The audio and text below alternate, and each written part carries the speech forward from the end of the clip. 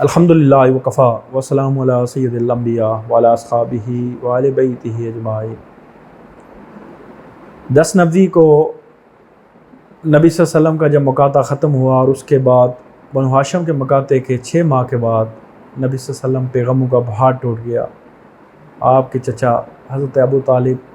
جو آپ کے لیے ایک قلعے کا کام کر رہے تھے، ایک پہاڑ کا کام کر رہے تھے، جو آپ کی ڈھال تھے، جنہوں نے کفار کے ظلم کے سامنے سیسا پلائی ہوئی دیوار کی طرح کھڑے ہو کے آپ کی مدد کی، ہر جگہ اپنی اولاد پہ آپ کو ترجیح دی، آپ کے ساتھ ہمیشہ کھڑے رہے، تکلیف دینے پہ جو کوئی تکلیف دیتا اس کے خلاف کھڑے ہوتے، آپ کی بڑھ چڑھ کر حمایت کی اور کبھی بھی اس حمایت سے دستبردار نہ ہوئے۔ وہ اچانک بیمار ہوئے اور اسی بیماری کی حالت میں ان کا اس دنیا فانی سے انتقال ہوا۔ یہ واقعہ نبی صلی اللہ علیہ وسلم کے لیے ایک اذیتوں کا، ایک تکلیفوں کا پہاڑ توڑ کے آیا، کیونکہ نبی صلی اللہ علیہ وسلم کی ڈھال تھی، وہ نبی صلی اللہ علیہ وسلم کا سہارا تھے، وہ نبی صلی اللہ علیہ وسلم کے ساتھ ہر جگہ پہ کھڑے تھے وہ، اور نبی صلی اللہ علیہ وسلم کے لیے انہیں ہر قربانی دینے سے دریغ نہ کیا۔ لیکن اچانک اس 10 نوی کو آپ کا انتقال ہو جاتا ہے، اور آپ کے 3 دن کے بعد، اور کچھ روایات میں 3 ماہ کے بعد، اسی سال میں خدیجہ جو آپ کی زوجہ محترمہ تھی ان کا بھی انتقال ہو جاتا ہے، اور اس سال کو عام الحزن کہا گیا، غموں کا سال، کہ نبی صلی اللہ علیہ وسلم کی 2 وہ ہستیاں، ایک ڈھال تھی اور ایک مالی مدد کرتی تھیں آپ کے لیے گھر میں، آپ کے لیے راستہ استوار کرتی تھی، دونوں کو اس دنیا سے یک کے بعد دیگرے رخصت ہو گئی۔ تو یہ سال نبی صلی اللہ علیہ وسلم کے لیے سخت تکلیفوں، غم اور اندوہ کا سال تھا۔ نبی صلی اللہ علیہ وسلم نے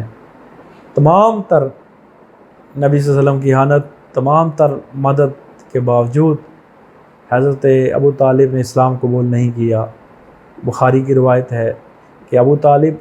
بیماری کی کیفیت میں بستر پہ لیٹے ہوئے تھے، ابو جہل بھی وہاں پہ موجود تھے، اور عتبہ بن ربیعہ بھی موجود تھا جو عیادت کے لیے آیا ہوا تھا۔ تو نبی صلی اللہ علیہ وسلم نے کہا، چچا جان، نبی صلی اللہ علیہ وسلم نے کہا، چچا جان، میری خواہش ہے کہ آپ لا الہ الا اللہ محمد رسول اللہ اس کا اقرار کر لیں، میرے کان کے پیچھے ہی کر لیں۔ تو وہاں پہ ابو جہل بیٹھا ہوا تھا، عتبہ بن ربیعہ کہا تھا، اس نے کہا کہ آپ اپنے باپ دادا کا دین چھوڑ دیں گے، کیا بنو مطلب کا دین چھوڑ دیں گے؟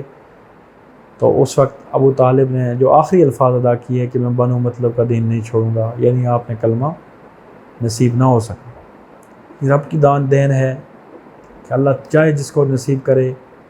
نبی کی خواہش جتنی بھی ہو کہ اپنے چچا کے لیے کلمے کے، لیکن وہ ہدایت نہیں دے سکتے، ہدایت کا دروازہ صرف اللہ نے کھولا ہوا ہے۔ وہ چچا جو پوری زندگی حمایت میں کھڑا رہا